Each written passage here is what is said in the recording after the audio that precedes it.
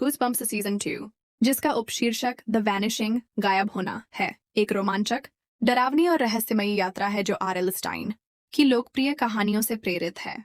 यह सीजन हमें ब्रूअर परिवार की कहानी में ले जाता है, जहां एक गहरे और पुराने रहस्य से पर्दा उठता है।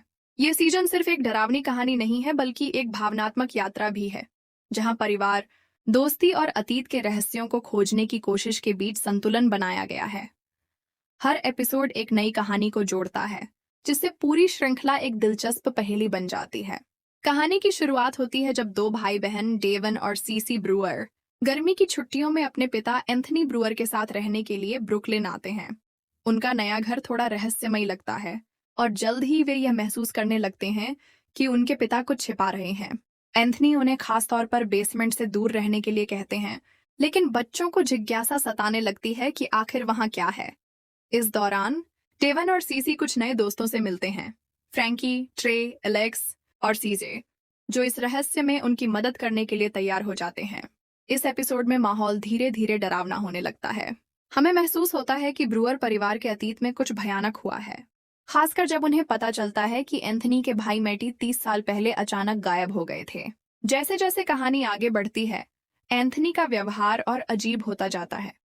वह अकेले में अजीब सी फुसफुसाहट करता है, बेसमेंट में कुछ छिपा कर रखता है और बार बार किसी चीज से डरता हुआ नजर आता है। ट्रे, जो बहुत साहसी है, छुपकर बेसमेंट में घुस जाता है और वहां उसे एक गुप्त लैब मिलती है। वहां उसे कुछ ऐसे प्रयोग दिखते हैं जो किसी इंसान को बदल सकते हैं।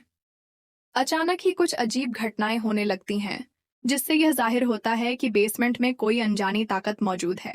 वहीं दूसरी तरफ डेवन को लगने लगता है कि जो कुछ हो रहा है वह उसकी दादी की मानसिक बीमारी से जुड़ा हो सकता है। क्या यह सब केवल उनकी कल्पना है या फिर सच में कुछ डरावना हो रहा है? एलेक्स, जो थोड़ा लापरवाह है, गलती से ट्रे की कार लेकर निकल जाता है। उसे जल्द ही एहसास होता है कि यह कोई साधारण कार नहीं है, यह खुद ब खुद चलने लगती है। कार उसे एक अजीब सफर पर ले जाती है, जहां उसके नियंत्रण से बाहर सब कुछ होने लगता है। कार के अंदर एक अदृश्य शक्ति है, जो शायद किसी आत्मा या भूत की वजह से है। सीसी भी इस घटना में फंस जाती है और वे दोनों मुश्किल से बच पाते हैं। इस बीच एंथनी को बेसमेंट में कुछ असामान्य दिखाई देता है और वह समझ जाता है कि जो भी हो रहा है वह बहुत खतरनाक है।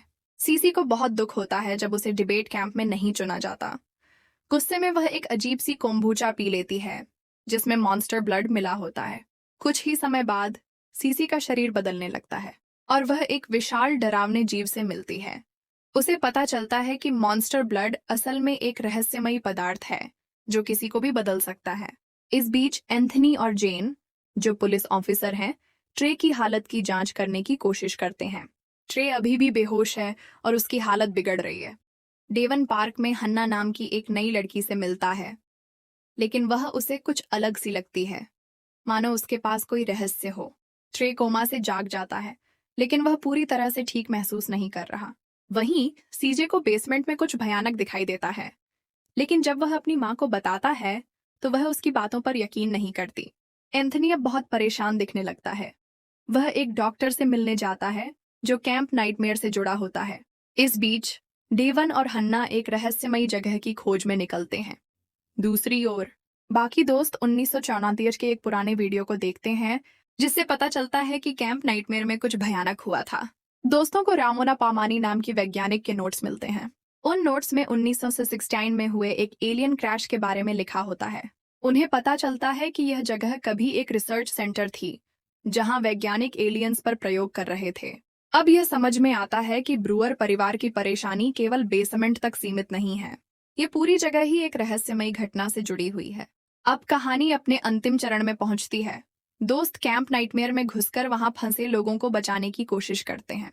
एंथनी एक सीरम का उपयोग करता है, जिससे 1968 से फंसे लोग मुक्त हो जाते हैं। लेकिन यह खुलासा होता है कि इतने सालों तक एलियन एनर्जी के प्रभाव में रहने की वजह से वे पूरी तरह बदल चुके हैं। मैटी और बाकी लोग फैसला करते हैं कि वे अब पृथ्वी पर नहीं रह सकते।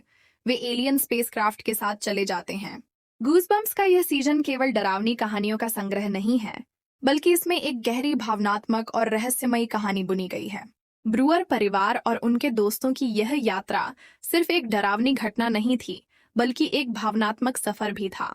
सीजन का अंत यह संकेत देता है कि खतरा अभी पूरी तरह खत्म नहीं हुआ है। क्योंकि ट्रे में एलियन स्पोर्स के लक्षण दिखने लगते हैं। इससे यह उम्मीद की जा सकती है कि सीजन 3 में और भी खतरनाक घटनाएं सामने आएंगी। गूज़बम्प्स ने एक बार फिर साबित किया कि डरावनी कहानियां भी रोमांचक और दिलचस्प हो सकती हैं।